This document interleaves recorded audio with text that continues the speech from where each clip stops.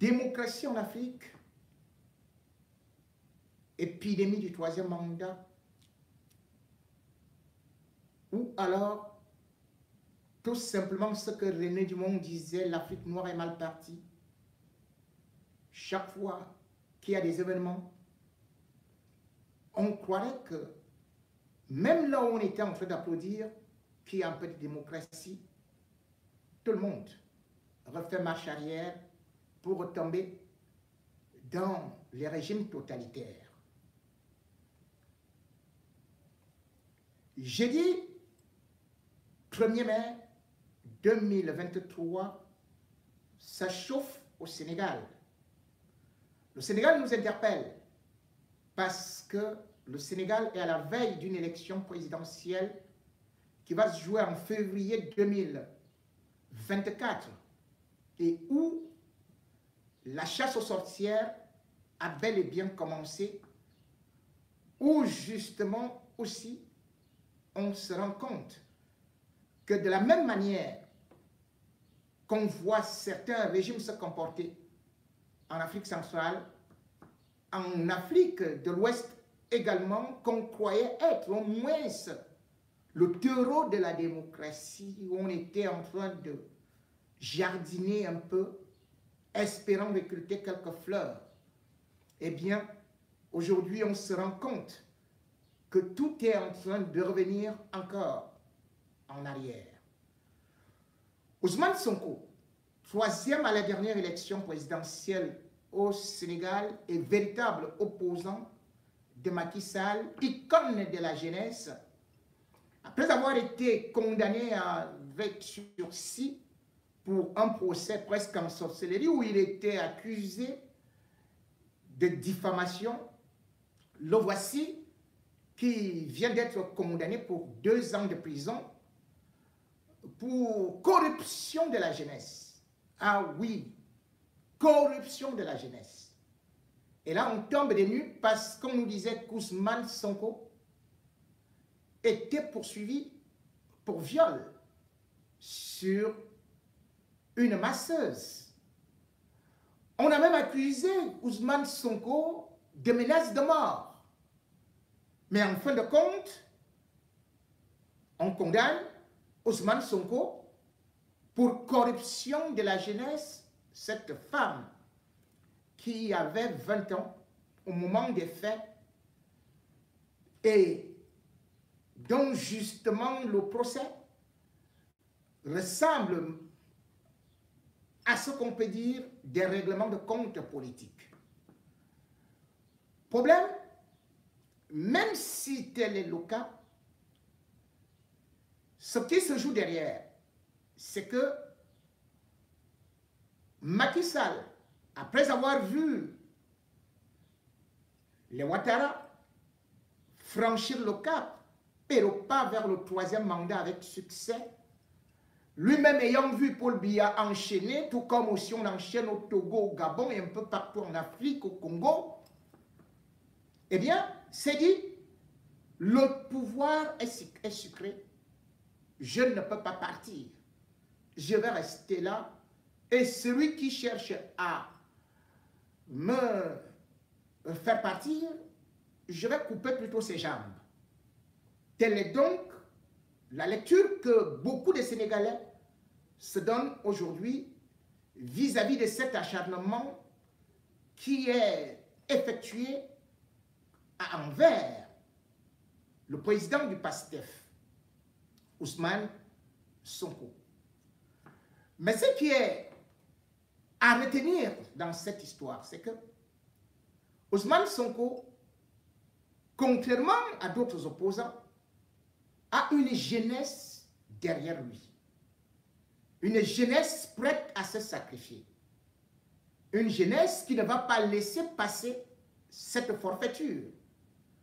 Une jeunesse qui, quoi qu'on dise, peut être violente, mais parfois, quand on a affaire à des régimes violents, eh bien, il y a l'équilibre des forces. Lors de la dernière manifestation, 70 bus avaient été incendiés, voire une centaine. Sans oublier que des villes était totalement sous les bombes lacrymogènes. J'ai dit 1er mars, juste 1er juin, juste après le verdict, eh bien, les Sénégalais sont sortis dans la rue. Chez eux, pas besoin d'autorisation pour aller dans la rue. La dernière fois, c'est le prophète qui avait interdit la manifestation, mais par le nombre, ils sont sortis. La police, les forces de sécurité ne pouvaient rien parce que la démocratie, c'est la dictature de la majorité sur la minorité. Ils ont donc réussi à s'imposer. Et aujourd'hui, on est convaincu que l'élection au Sénégal va se jouer sur un véritable bras de fer, puisque Macky Sall a cru utiliser le levier judiciaire pour écarter Ousmane Sonko, mais le peuple est en train de dire non. Ce peuple nous appelle, nous autres, Camerounais qui sommes prompts à aller critiquer les Ivoiriens, à aller critiquer le monde entier, à trouver que les autres présidents ne sont pas bons. Mais lorsqu'il s'agit de chez nous, on devient des chatons. Et pourtant, nous nous disons dans la galaxie des lions, non, on s'aplatit. Personne ne sort. Imaginez Ousmane Sonko. Il n'a même pas été en prison qu'on voit déjà le Sénégal en ébullition. Pendant ce temps, Maurice Kamto, qui n'avait rien fait, n'avait violé personne, pas de vol, pas de viol, mais on l'a pris, tout comme les Foguets, qui n'ont jamais marché et qui sont calmement gardés en prison. Et nous, on attend que le Seigneur viendra nous libérer. Peut-être en 2025, étant couchés sur nos lits parce que nous attendons que nous voulons faire ou nous voulons voir nos enfants grandir. L'opposition ailleurs grandit. Mais, chez nous, eh bien, on attend plutôt qu'un seul opposant fasse tout. Et d'ailleurs, quand un opposant se retrouve en difficulté, les autres préfèrent plutôt lui donner des leçons. Il fallait voir la coalition de l'opposition derrière Ousmane Sonko pour faire une pression à Macky Sall afin qu'il libère le plancher ou plutôt qu'il fasse marche arrière. Et il l'a fait. Les autorités religieuses ont mis des pressions. La société civile a mis de la pression.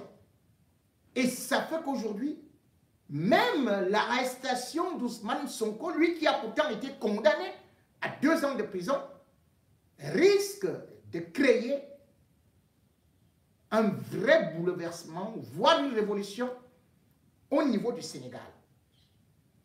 Oui, nous voulons bien le changement. Mais si le peuple ne suit pas, l'opposant n'est rien. Aucun leader ne peut vous amener au changement.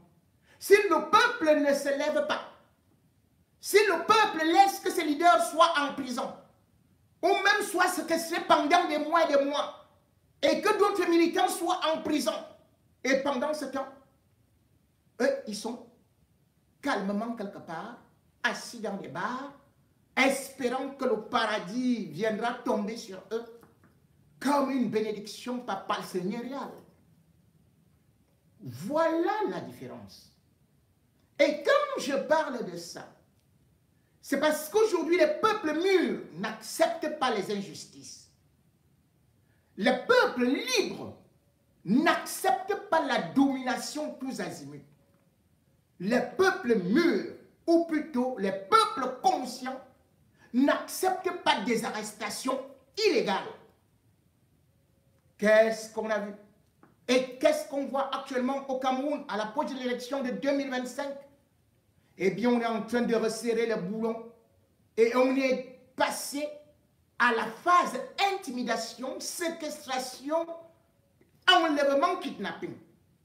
C'est ainsi que Maître Fabien Kenyé, sortant d'une émission de télévision qui pourtant n'avait rien à voir avec l'élection présidentielle ni le tribalisme qu'il prétend de combattre, mais plutôt qui avait trait à la sécurité routière au regard de ce régime moribond qui n'a jamais pu construire une autoroute parce qu'il y avait ces petites critiques sans la moindre violence.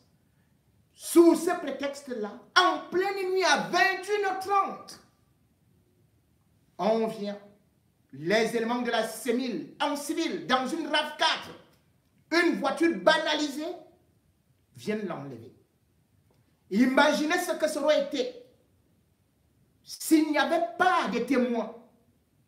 Ils seraient portés disparus aujourd'hui, comme ils ont fait de Martinez Zogo, comme ils ont fait d'autres journalistes ou même d'autres avocats, comme ils continuent à faire dans ce pays-là où c'est celui qui a l'arme qui dicte la loi. C'est la loi du plus fort et non la loi de la démocratie. Parce qu'au pays, on dit tout simplement, venez parler ici. C'est la cour donc du lion. C'est la force, c'est la jungle. Comment peut-on arrêter un avocat dont on connaît la domiciliation, sans convocation, sans mandat d'amener, sans mandat d'arrêt, sans rien, à 21h30, à 1h30. Et on l'amène. Il sort d'un plateau de télévision. On vient l'attendre là. Et on part avec lui. Et puis on revient le relâcher. Après l'avoir déshabillé, déchaussé. Maître Fabien Kenyé vient raconter, en regardant son visage boursouflé, qu'il est victime d'une allergie post-traumatique. C'est bien dit, mais je suis inquiet. Inquiet parce que on ne peut pas encore déterminer à l'instant s'il est bien portant. Parce qu'on n'a pas fait des examens toxicologiques et ainsi de suite qui doivent être très poussés. Parce qu'il peut aussi être victime d'un poison lent. Parce que l'arrêté, vous ne savez pas ce qu'on peut vous glisser tout doucement.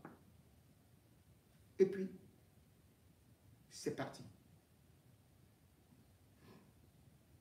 Certains d'entre vous ont peut-être appris l'histoire d'un opposant russe, Alexei, qui, en août 2020, a été empoisonné et est parti se soigner en Allemagne. Là encore, il a été arrêté. Il n'a rien vu sur lui. On ne lui a rien fait. Mais depuis le mois d'avril, ses avocats ont signalé qu'il était en train de perdre le poids. Il a perdu 8 kilos en 2 semaines, a des faiblesses, a actuellement des douleurs. Et on parle certainement d'un poison. Un poison lent. Et je ne souhaite pas cela à Maître Fabien Kenyé. Mais cette allergie peut être très inquiétante, puisqu'on ne peut pas nous dire qu'on est juste venu l'arrêter. Et puis, sans le tabasser, on l'a laissé comme ça, il est tout sain. Ce régime-là, je le connais. Et d'ailleurs, cet avocat, qui fait partie du collectif du pôle littoral pour la défense des militants du MRC, peut d'ailleurs être inquiété dans la mesure où, rappelez-vous, nous étions en novembre 2019 quand Le président du MRC, Maurice Kamto, lui-même avait déjà déclaré qu'il avait des informations qu'on voulait assassiner certains de ses cadres.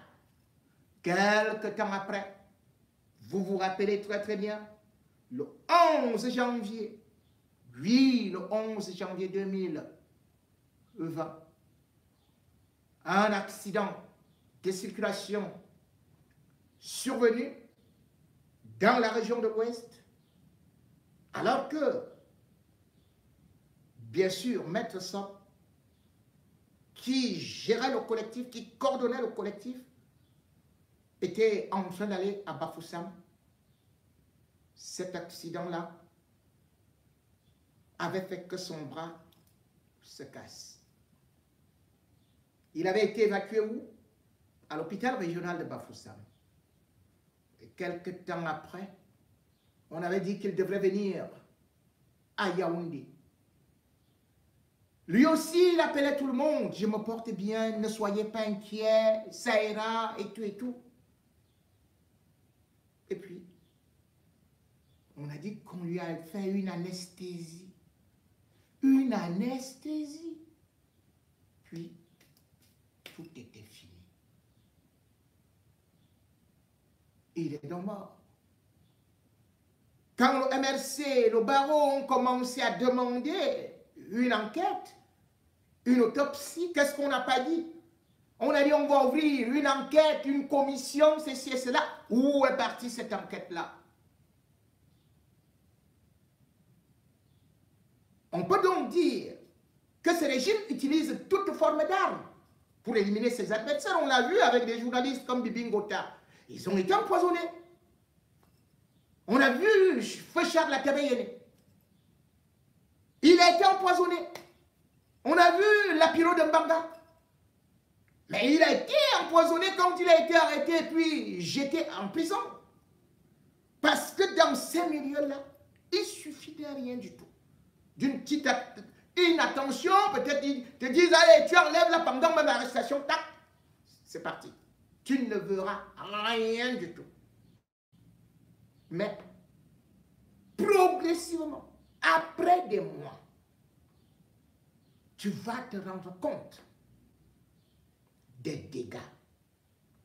Les dégâts aujourd'hui, bien sûr, c'est justement ce que ça donne de l'image du Cameroun.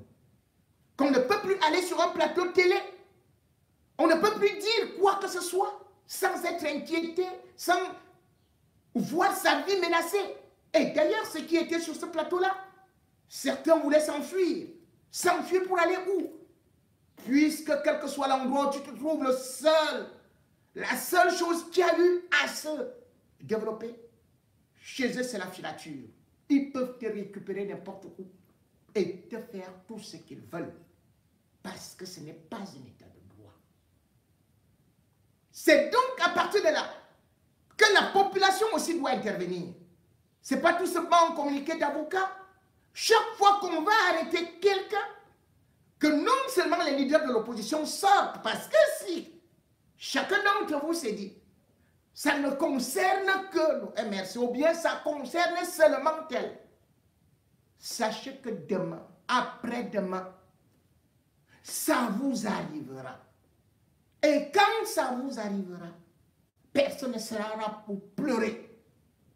Parce que vous n'avez pas manifesté la solidarité. Vous n'avez pas manifesté la compassion et surtout, vous n'avez pas voulu montrer que vous êtes un peuple uni qui revendique ses droits. La Constitution l'établit. On ne peut pas être dans un état où on ne respecte pas les droits, où on interpelle les gens n'importe comment, on les met en prison n'importe comment, on les tabasse n'importe comment, juste parce qu'on a un petit pouvoir. Et c'est comme ça également qu'on demande à la DGE, à la CEMIL, regardez Bangui. Bangui utilise les services de l'État au profit des femmes et des bandits. Ils utilisent la CEMIL pour aller faire des enlèvements. Quelle est la différence entre Bangui et Ekweko? Ekweko, lui, également, a utilisé les moyens de l'État pour arrêter, kidnapper Martinez Zogo et l'assassiner. Et ils auraient pu au moins un tout petit instant se dire, non, ne faisons plus comme Éco. Mais non, ils n'ont même pas communiqué. Non, il n'y a même pas d'enquête. Non, ils vont poursuivre comme d'habitude. Avec des gens comme les Atangandji, qui pour eux, alors qu'ils sont des repris de justice, c'est eux qui donnent des coups de doigt. Des bandits qui interpellent des innocents au Cameroun. Ils sont tellement déjà puissants que même ceux qui ne les concernent pas, ils y sont. Regardez, le JICAM va organiser sa réunion. Atangandji sort déjà, on envoie un sous-préfet qui arrive là-bas. Il dit trouble à l'ordre public, vous ne devez pas organiser une réunion. Mais dans les bureaux de quelqu'un, une société, des sociétés se retrouvent dans leur bureau. Vous dites que ces sociétés-là doivent venir vous demander l'autorisation. Au Cameroun aujourd'hui, vous voulez organiser même l'anniversaire de votre femme chez vous, il faut aller demander l'autorisation. Le chien doit aboyer, il faut aller demander l'autorisation. C'est-à-dire que si Atangandji était ici, il allait déjà venir arrêter mes chiens. Trouble à l'ordre public. C'est quel pays? Et parce que notre pays, ou plutôt notre peuple, ne réagit pas. Laisse les gens faire tout ce qu'ils veulent. Ils se disent libres. Et parce qu'ils se disent que nous ne sommes que des peureux. Au Sénégal, ça ne se fait pas. Non. Parce qu'ils savent que la vie est un combat. En France, ici, on a coupé la tête du roi. Et c'est pour cela que vous ne pouvez pas voir qu'on viendra arrêter un Français n'importe comment, l'enfermer n'importe comment. Un ministre de la justice ne peut pas décider qui doit faire ceci, doit aller en prison, doit subir ceci. Même les ministres de la justice répondent devant la justice dans des états de droit. Et ça se passe ici, ça se passe aux États-Unis, ça se passe partout. Et même dans certains pays africains. Mon Cameroun, voilà un qui est là. Laurent Esso. C'est pas trouble à l'ordre public, rien que sa présence dans le gouvernement. Non. Lui, il est là. Il monte sur des podiums, il met des binocles noirs, comme un grand chef de gang. Et on applaudit. Une république de bandits, un régime d'assassins, de commanditaires, de criminels, de sanguinaires. Et vous continuerez à avoir peur d'eux. Unissez-vous. Le Sénégal nous parle. 2025. Tout ce qu'ils sont en train de poser comme acte actuellement, ce sont des intimidations. Unissez-vous. Et sachez que c'est eux qui vont prendre fuite devant vous. L'armée, la police ne va même pas les suivre. Vous avez vu comment est-ce que, ou soi-disant le préfet, le sous-préfet à Douala devant le JICAM, on l'a enfermé à l'extérieur. Même la police n'a pas voulu être là parce que le gouverneur a dit, moi, je ne veux plus les problèmes. Parce que le Cameroun est sur des braises. 2025, nous ne pouvons pas louper ce tournant-là. Parce que 41 ans au pouvoir, 41 ans d'injustice, 41 ans d'arrestation sans justification, d'intimidation, d'humiliation, même pour des hommes en robe. Qui va donc vous défendre? Lorsque vous avez un problème, c'est l'avocat qui vient. Mais si l'avocat déjà lui-même est humilié comme on les avait humiliés à Bamenda, à Boya, jusqu'à ce que ça crée une guerre. C'est qu'il n'y a plus d'état de droit. Et dans ce cas-là, vous frappez la main sur la table. Comment donc on ne va plus comprendre aujourd'hui que les civils se mettent à taper sur des policiers, sur des gendarmes et tout et tout. Parce que quand il y a des abus de cette façon, lorsque vous avez les corrompus, les criminels qui gèrent la justice et qui sont à la tête de certaines institutions, eh bien, parfois, il faut que le peuple descende dans la rue pour crier son ras-le-bol et dire non. Et puis, sachez-le, personne n'est plus fort que le peuple.